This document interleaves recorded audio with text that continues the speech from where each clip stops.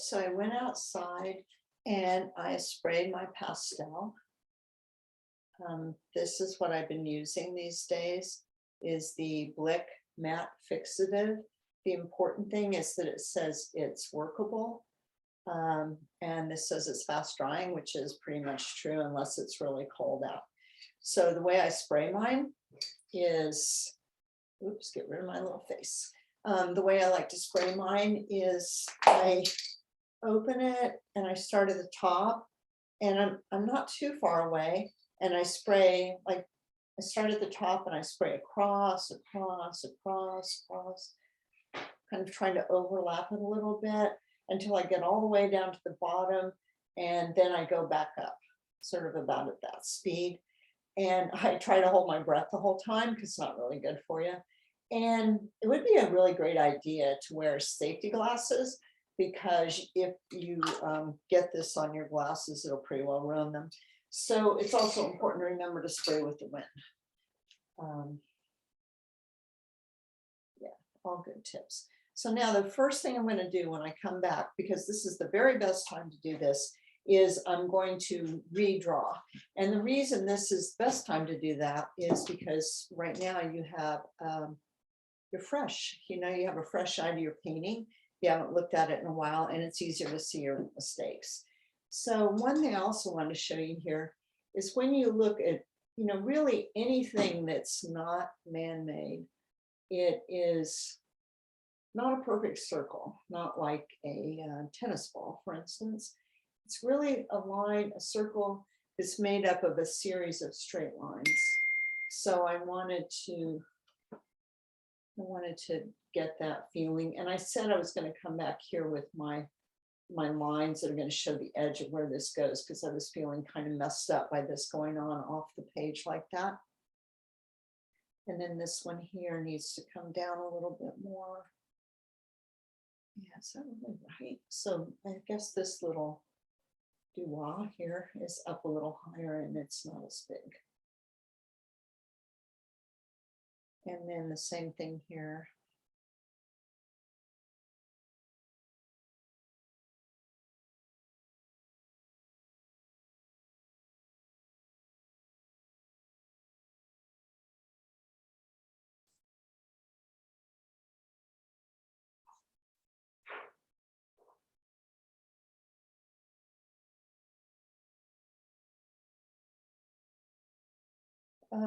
I could get into it more if I wanted. I could put in where this white inner circle is.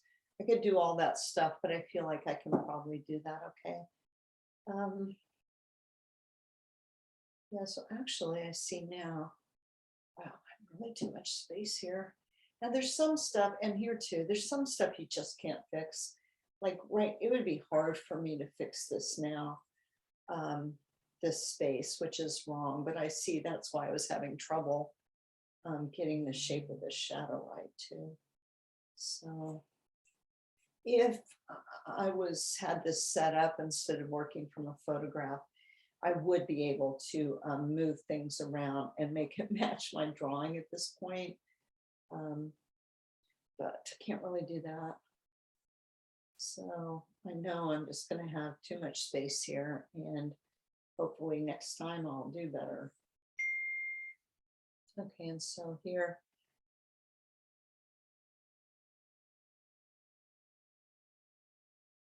and here too, it's a little too much space right there. I think I am going to just come over, bring that over more like where it is. And then maybe I'll just actually have room for this to be, the whole thing to be in the page. And that needs to be rounder because it's following the form. And then actually sort of the half light comes up here like this and like that. So.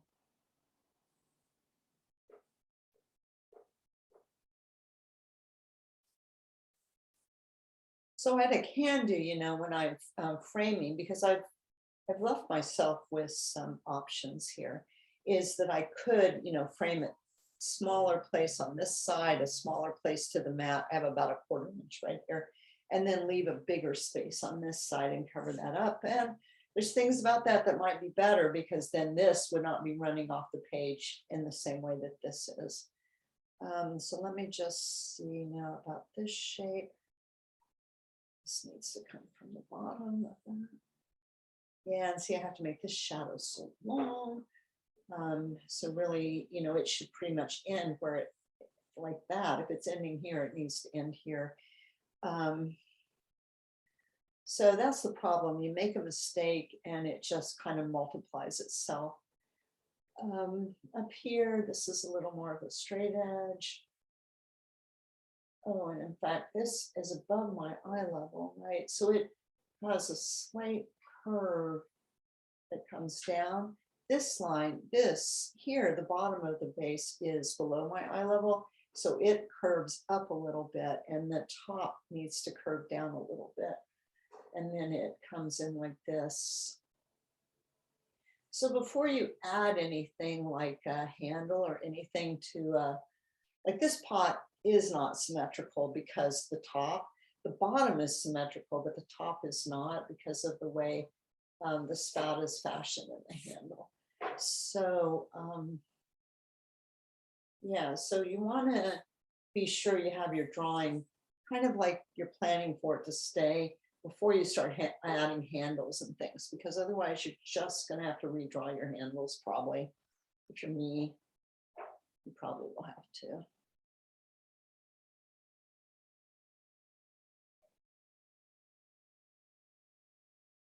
And I'm trying to pay attention. Oh, see here. Ooh. I went and did that outside line first. Much easier to draw the inside line because you can judge the spacing better than to start with this outside line of the handle. So just move that out a little bit. So I'm going to say that I feel I have improved my drawing as much as possible. You know, like there's too much space here. I feel like I stretched it out to fit the space. So what I should have done is used a smaller piece of paper, but I did not because I wanted this to be big enough for y'all to see it. Okay. All right, so now I've redrawn, I sprayed it, I redrew it, and now I am ready to start my color for the second lay-in. Let's just see, I think that looks better. So first I did my first lay-in, which is where I blocked in all my areas. I didn't finish anything, I just made a start. And now I'm gonna do my second lay-in, and basically I'm gonna just pretty much continue what I started, except try to make it better. Yeah, actually now I'm sort of a little too much in the dark. You see.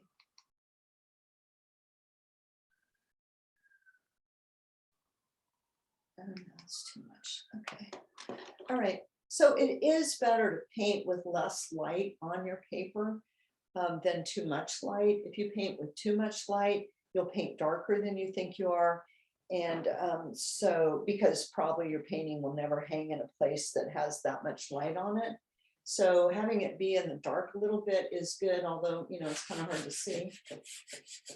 So I was just gonna go back to the background. And okay, I don't exactly know why I picked up sort of a bluish gray.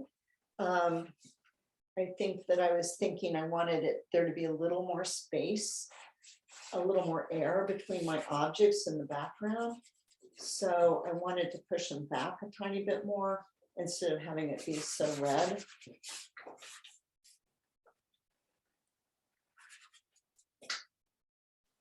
Okay, so I know it doesn't look dark enough.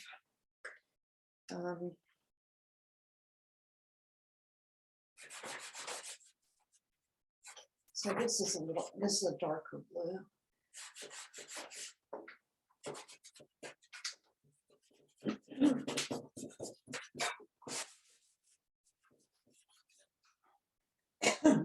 Dust is flying. Okay, so I think that might be a little better, but now I think, you know, I just feel like I just want to add that red back in.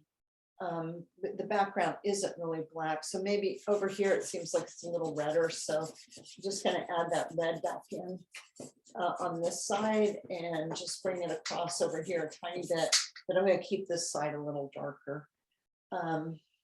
Just went right over that. Okay, and then the next thing I'm gonna do, wow, I think the next thing I'm gonna do is work on the white thing.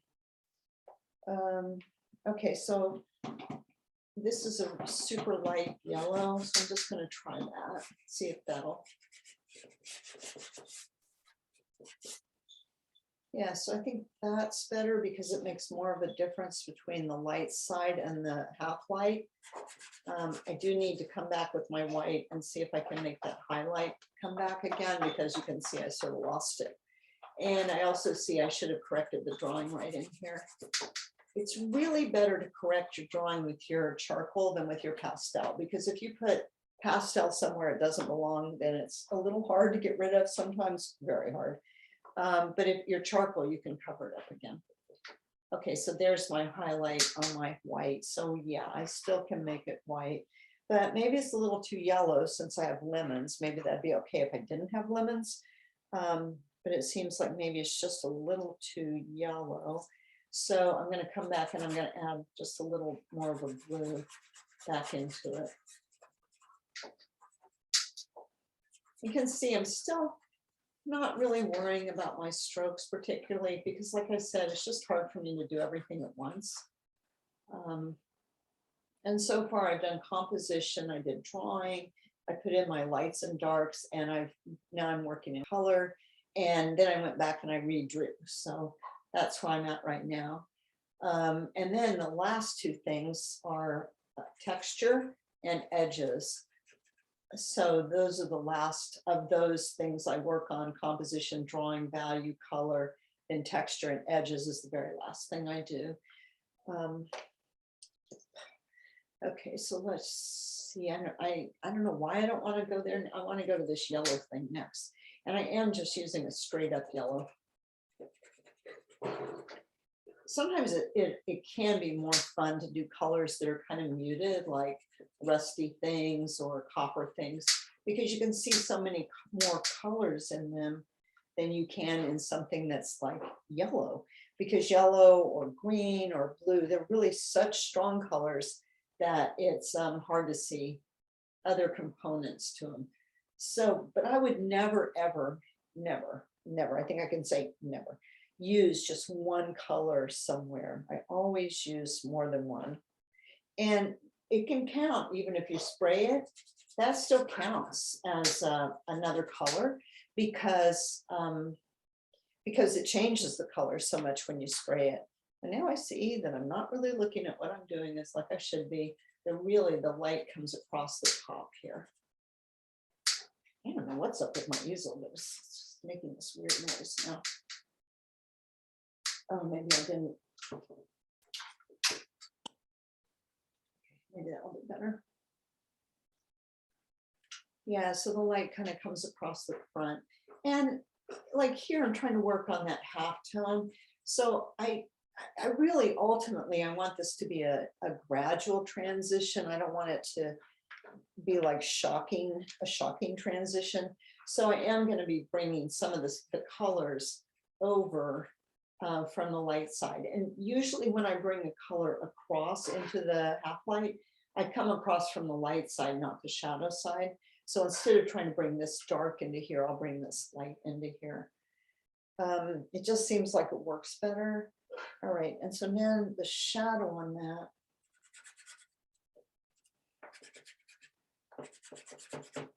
It's kind of green, I think.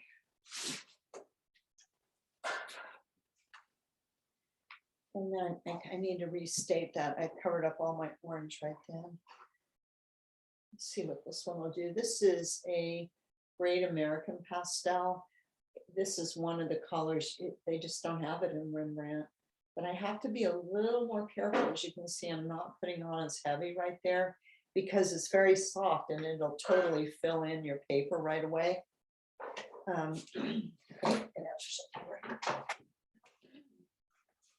And then I'm going to come back into this color again. So maybe, maybe like down here, there's sort of some reflection. So maybe this green that I use right in here won't be quite as dark as the green I used up on the top.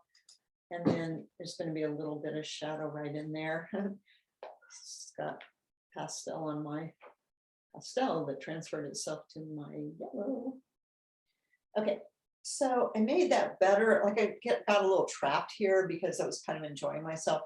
So I do work on each area longer the second time over than I did the first time, but I don't want to work on it too long because I need to keep moving because things are not, you know, they're not like they're supposed to be yet.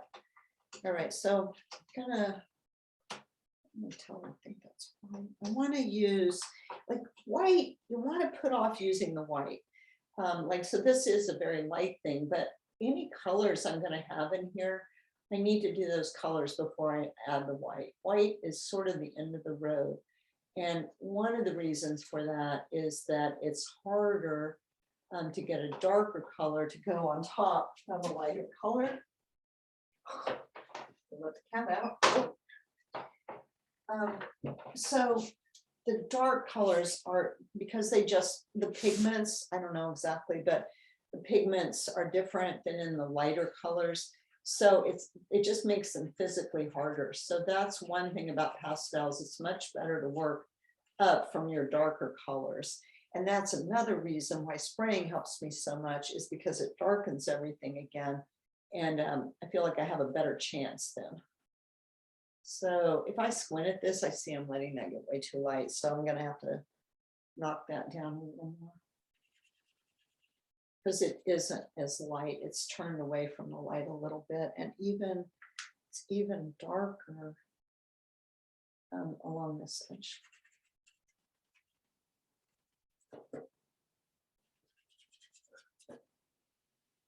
And I don't know what is going on with that part of the drawing, but let's try and see if I can make that better.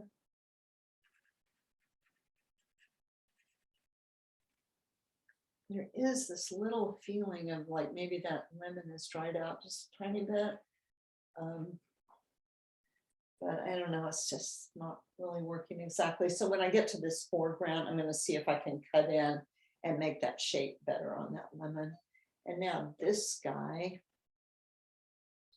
So he's, I don't know, this might be a totally different kind of lemon over here. It looks really different, but it's a cooler yellow. It's not quite so hot. So I think I could use one of these Rembrandt yellows instead of the Winsor Newton yellow.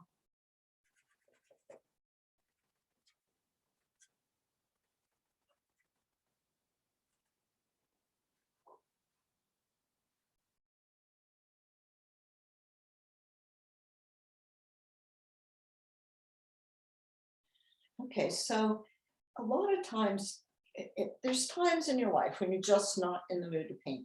And during those times, what I've often done is try to set up problems for myself. Every painting really that you do is a series of problems, whether you know it or not. But you can also set up some paintings that have specific problems that you'd like to work on. So for instance, anytime you have things that are the same color, like this, the problem is, how do you make them look separate from each other? So you could set up a still life that was all white things or all yellow things or all copper things. And you could just try to make those things look different from each other. I'm sure there's other things. I can't quite think of any right now. But, you know, there's this thing about, oh, I'm not inspired to paint right now, but I'm pretty sure piano players and all kinds of musicians have to practice whether they're inspired or not. And so setting up still lifes with specific problems you'd like to try to figure out a solution to is one way to keep working, even though you're not feeling particularly like you want to. And I would say that for myself, once I get started, I'm always happier than I was while I was just thinking about getting started. Another thing I've grown to really like doing, when I lived in New York, I just listened to CBS news on the radio, like just over and over. It was like, give us 11 minutes and we'll give you the world. So I just listened to the news like that, the same news repeated like every 15 minutes. And now what I do is I listen to books. And what that does is, like, I don't think you need that verbal part of your brain for painting. I think that's the only way it's possible for me to do what I'm doing right now, is that I just don't need that part of my brain for this activity. Although I'm pretty sure I paint better when I'm not talking. At least I hope I do. So listening to books, or even more than music, if I'm listening to music, I can still be thinking about things that I can still be distracted by my thoughts. But when I'm listening to a book, I'm not distracted at all. And it makes the time go by so fast that I don't get bored with what I'm doing. I mean, it does seem funny that I would get bored, but you know what? Sometimes I feel a little bored. And when I have a book going, I don't have that feeling. Okay, so I feel like I've made the lemons better, with the exception of this one, maybe. Alrighty, so now, actually, next thing I'm going to do is go back to this and see if I can make those colors better. And I just wonder if this thing I have right here in my hand.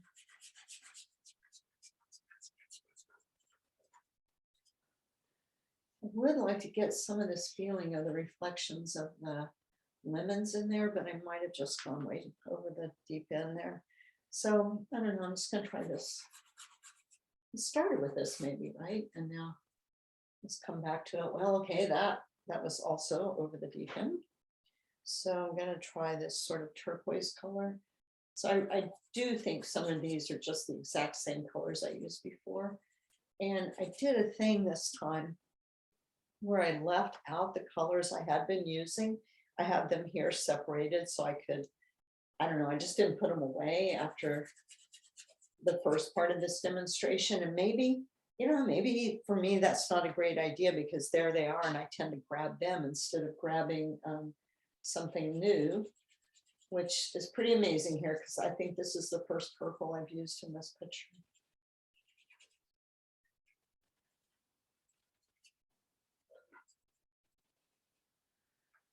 Okay, so I've sort of got light, half light, and shadow, although I'm not really happy with it yet.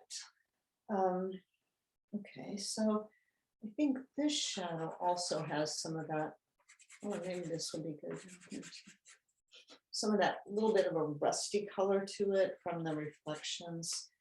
I am talking about why I think maybe I'm seeing those colors, but it's not really a concern for me, because I don't care why I'm seeing those. I'm just trying to see what I see. Oh, that made it kind of a cool overlapping pattern, which was intentional. And actually this needs to come up a little higher, that shadow. Okay, well, I gotta tell you, I'm not feeling very happy with this picture thing. All right, so that might be too light for the shadow in there, but maybe that's what I need in here. So what happens is I'll just like keep fooling around with this until I can't put any more pastel on it. And then generally speaking, I spray my pastels 2 or 3 times. So that's just what I do when I get everything covered in sort of the same amount of pastels everywhere. Then I would spray it again. And I think when I look at it, that maybe this part that comes out isn't quite as bright as this part. And you know what? I'm going to go back to that more yellowy white.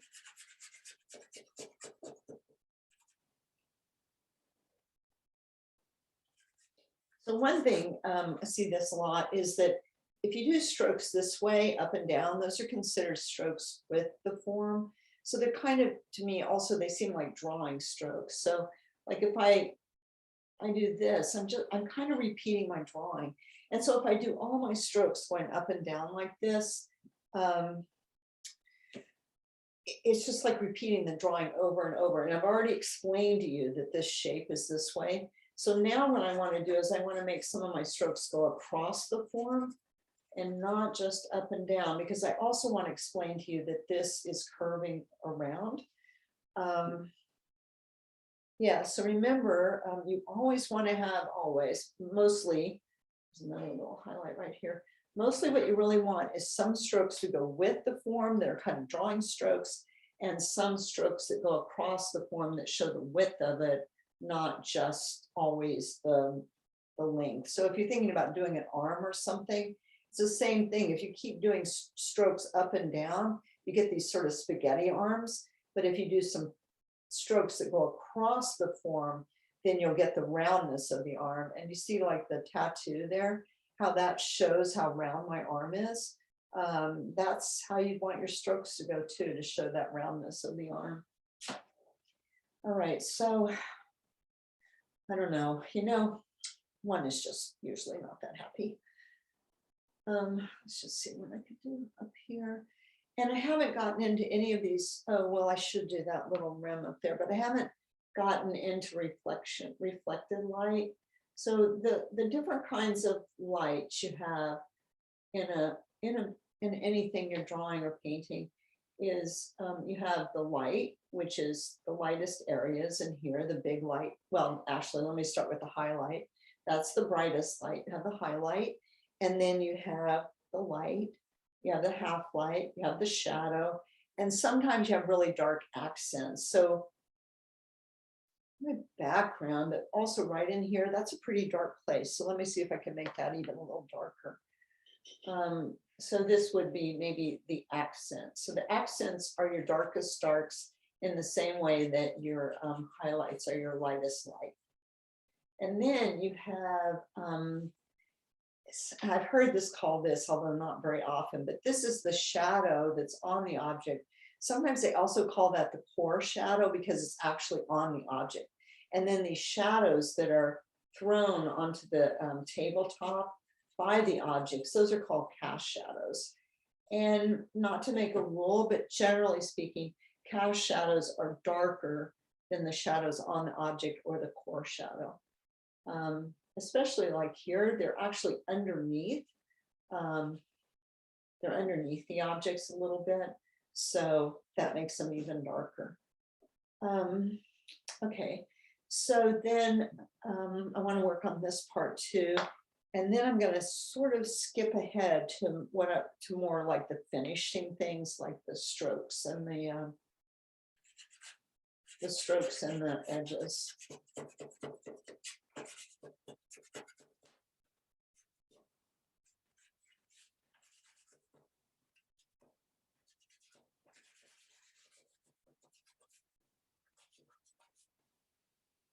I think that could be about there. Looking at the picture, trying to see this, but of course you can't see this on the picture. So like, where could that be? Yeah, would this be a good thing? I don't know. You just see, does show a little bit of that table coming right behind there. I think maybe that would be a good thing. I don't know. I think I'll leave it for now and just see if it still seems like a good thing later. And also, I think I'll make it a little brighter so that it's obviously there. Okay, so to do these reflections and things, what I have to do is squint at it. And I have to be sure that when I do this, it still looks like the photograph I'm working from when I squint at it. Otherwise, it'll be too bright. So far, that's not too bad, I don't think. But maybe actually when I try to do that, maybe I see that this is a little too bright. So I'm just gonna add a little violet in there. I can't believe I did this whole painting with hardly any violet, since that seems to be my go-to color. Okay, so now this is looking a little more yellow, like a reflection, I think, but in here, so if you've got these reflections, you have light, half light, shadow, light, half light, shadow, light, half light, shadow, that you're not just reflecting the light. So that's probably too bright right there, but I'm going to leave it for just a minute so I can see what else I'm going to do.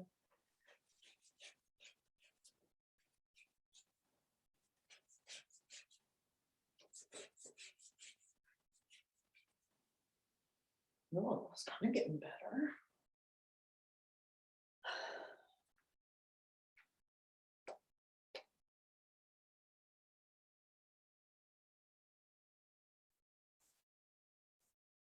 So just like in a landscape painting that has reflections, you have to decide, is this a painting more about reflections or more about the objects? So you don't want to get too carried away with reflections if your painting is more about the objects. All right, I feel like I need something darker down here, so let's see what this will do. And these strokes, I would probably want to keep these horizontal because it's a horizontal plane. It's the flat tabletop. Yeah, that is way too red. Let's see, let's try something else. Maybe a darker purple.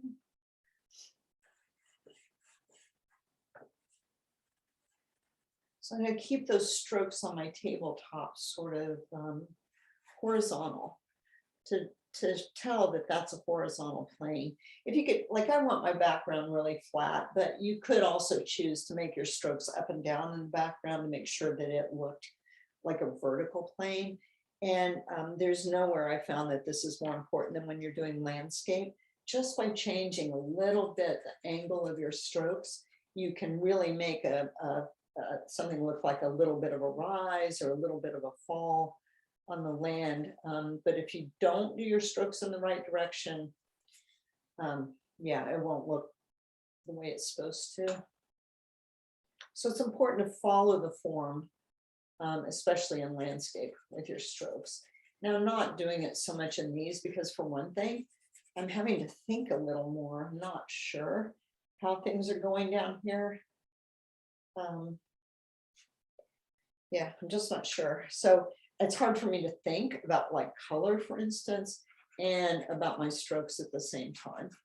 But they should all be horizontal down in here.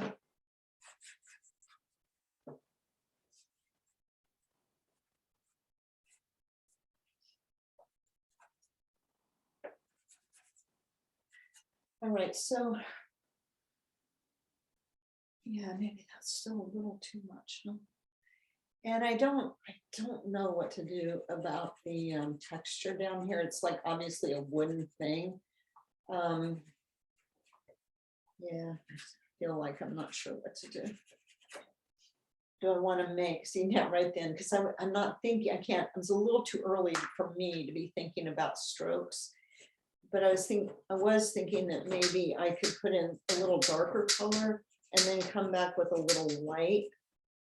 I do not know what is wrong with this easel since I went out and sprayed. It's making these weird noises. Come in and put in a little of this light again and maybe sort of show a little bit of the texture.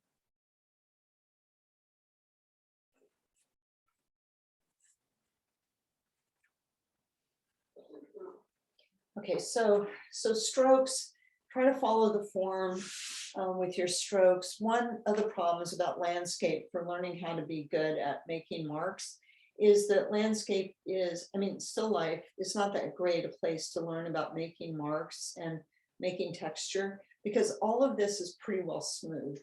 So any texture I really add in, by and large, is going to be made up. So the place where you really learn texture is landscape.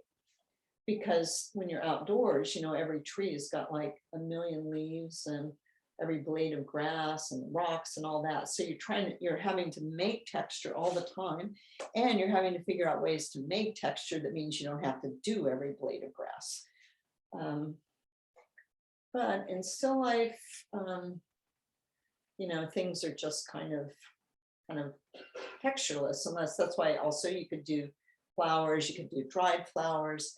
That could be a problem you set yourself, is that you're going to do some things that have a lot of texture.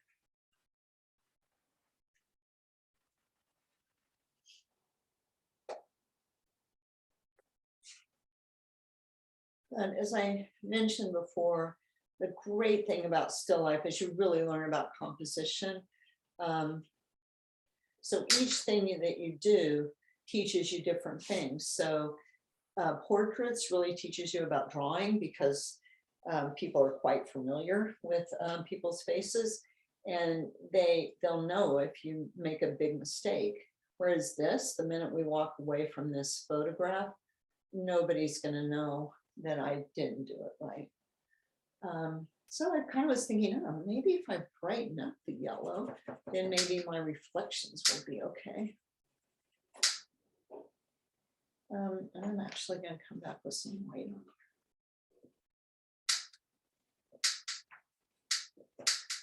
on. So maybe that I kind of got a little carried away right there, but I'm not trying to make a perfectly smooth surface. What I was doing, I've been pretty much working with the flat side of my pastel, but as I get closer to being like thinking I have the colors more accurate, I can also work more with the point or the edge, not the point really, but the edge of the pastel. So then I'm able to, whoa, you were not what I thought you were. So I'm able to add in colors without covering up everything that's underneath. So kind of like layering colors instead of just obliterating them. So in some ways, that's, I guess, how I get my texture and my still lifes, is that my colors are layered, not blended in. I hardly ever blend with my finger. I have occasionally, but I hardly ever do. All right, and then we have this little reflected light down here. And it is pretty bright, I have to say. And it's pretty bright right in here too. So I'm putting that in like that, and then I'm squinting at it and saying, you know what, that's a tiny bit too bright because it's not staying in the plane, in the picture plane, which means I made it too bright. Now I made it all too much the same. So I'm gonna have to go back and make that a little darker again. Wow, okay, looks so different in the drawing than on the screen. Okay, so let's just see if I can make this a little darker. One thing also about texture is that that's one way you can make your lights and shadows look different from each other, is because you can see more in the light areas, you can see more texture. And then in the shadow areas, you can't see as much texture because it's in the dark. All right, well, sometimes things just get worse. You're trying to make it better, but it gets worse. And usually you just keep sitting there working on that more and more and more because you just can't believe you've made it so much worse. And really, a really good thing to do, if you can stand it, if you can make yourself do it, is to move away and work somewhere else. And then come back to that. But like, as you can see, I'm having a hard time making myself walk away. Okay, but there's one more thing I want to talk about in this picture before I'm done. And that's edges. So edges and focus and where you want people to look, that's really important. And that is a part of composition, is how you're going to get people to look, where you're going to get people to look. So usually it's easier to make things in front come forward. Like, you might not always want to do that, but just by sharpening up this edge, I can make this come forward. And you know what? I want it to come forward all the way down. I want it to come forward right in here too. And then the other thing I'm going to do to make that guy go back is I'm going to soften this edge.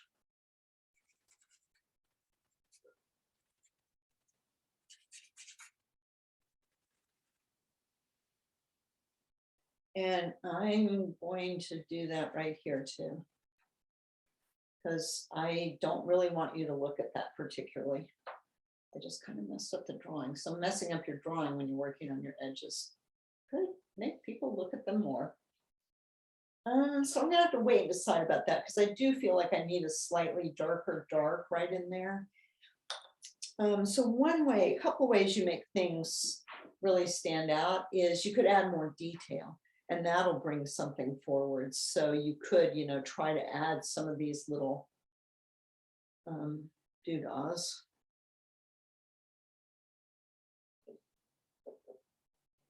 You know, I don't know, I go back and forth with things like this. So like if I can't make these little lines just right, then I come back and I cut into them with the other color.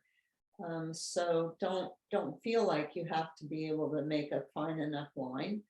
And you know, you may not want to do this at all. Like I totally get if you don't want to add this kind of detail to your painting. You know, I don't know what the purpose of it exactly is, except that I'm trying to make that come forward a little bit. So I could do more detail. The other thing that makes stuff come forward is contrast. So having a dark against a light will make things come forward. So maybe though, where this part is light, maybe I just want to lose those edges a little bit and then have this where there's more contrast be the really strong difference. And see, I lost my kind of straight edges all around that I was making my circle out of. So I could kind of have that disappear in there, but then be more in focus here. And I could decide that I wanted this here to be a little stronger contrast. So that edge would come forward a little bit. But also I want that, it's kind of a mixed bag. I want that to go back and under. So, you know, maybe I can't really get away with that.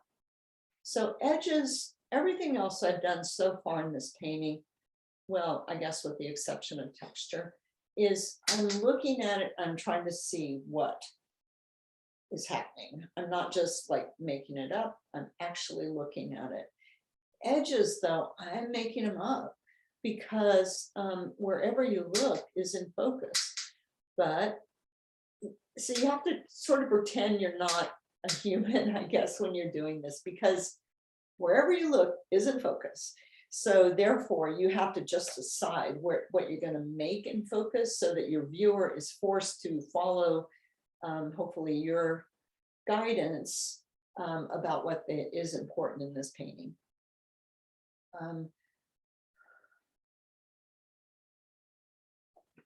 All right, so and like the cast shadows, so maybe I want the shadow to be a little more pronounced here where it starts, but then get a little more out of focus as it goes back, even though that's not actually true. That's a pretty sharp shadow all the way back.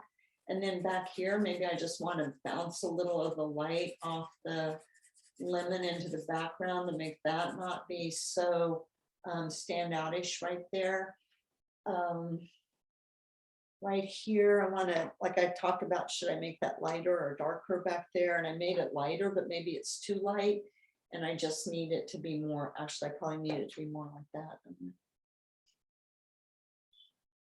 So that it stays back, but doing that purple right there, that really made this pop forward.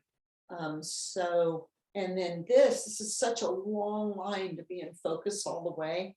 So that's kind of a problem. So maybe I could just make it a little less in focus up here. And then I'm going to make it less in focus when it comes down too.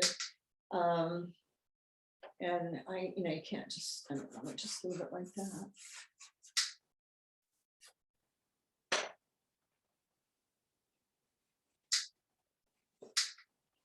In some place, I don't know, maybe out here where it's sort of flat, I can have it more in focus. And then where it goes behind the lemon, have it less in focus. I know this appears to be a very hard edge, but I don't want you to look at that particularly, so I'm going to soften that edge. This is kind of a place I think is cool, so I maybe would want that to be a little stronger edge. Anytime it's sort of too long an edge, it's better if you can just break it up a little bit. So one thing I'm always trying to do is see how far I can go with the edges thing, making edges out of focus or not. So like if I show you this side, do I have to show you the other side? How much can I get rid of that and you'll still believe it? because I showed you one side of the handle.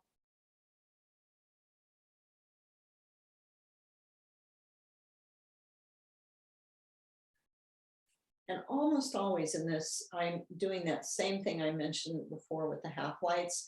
I'm bringing the lighter color into the dark instead of dragging the dark into the light.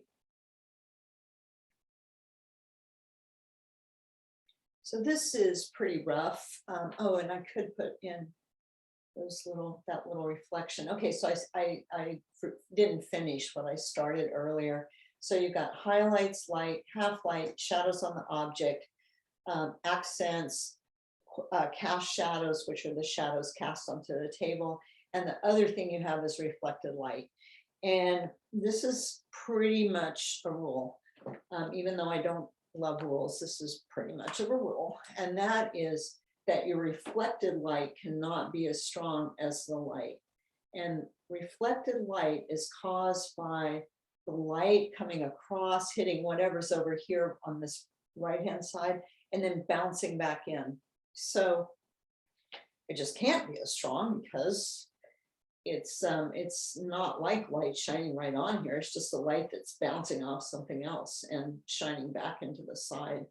So the thing about squinting, that's still your best bet with getting your reflected lights, okay, is to squint and see if when you squint at your photograph or your setup and when you squint at your painting, does the reflected light stay where it belongs? Okay, so I kind of jumped ahead to some things, that maybe I wasn't really ready to be doing, but I wanted to be able to talk about it. But now probably the next thing I would need to do again is redraw, because things kind of got away from me. So redraw and work on it again. Although, I'm not going to, because actually, in fact, I kind of like those lemons, the way they look. But I do usually spray at least twice during a painting. And the other thing I want to be sure to mention is that I don't spray with that fixative. Don't spray with it when I'm finished. Usually I don't spray at all when I'm finished. I just leave it. All right, that is no good. Like sometimes I can't tell like what's really good, because it might like look good right here when I'm painting on it, but it doesn't look that good on the screen. So yeah, so I just have to get that dark again back in there. All right, so I'm gonna call it quits on this for right now, and then I'll see if I feel like, oh my gosh, the drawing. If I feel like redrawing it, I'll just mention that there's some serious problems right in here with this little part. So anytime you feel like you need to redraw, no matter what stage you're at, it doesn't have to be just when you're getting ready to spray or you just sprayed it. Just draw with your charcoal, especially do not draw with a black piece of pastel, because the black pastel, one of the reasons I don't use it hardly ever is that it has just a slightly greasier feel than the other colors. And it kind of really messes you up when you're, look at that, still wrong. When you use it and then you try to do something else to it. And remember, you could always say to yourself, well, like, so what if I drew that wrong? Who cares? But the thing is, I'm just always trying to do the best job I possibly can. And I'm trying to learn the most from my painting I can. And so learning means fixing things that you notice that aren't right. So I try to fix everything that I notice that is not right. And anything that crosses my mind, I work on that. I never leave anything that I've noticed. Now, I do not notice everything, but if I've noticed it, then I'm going to try to make it better. All right. Okay. Thank you so much.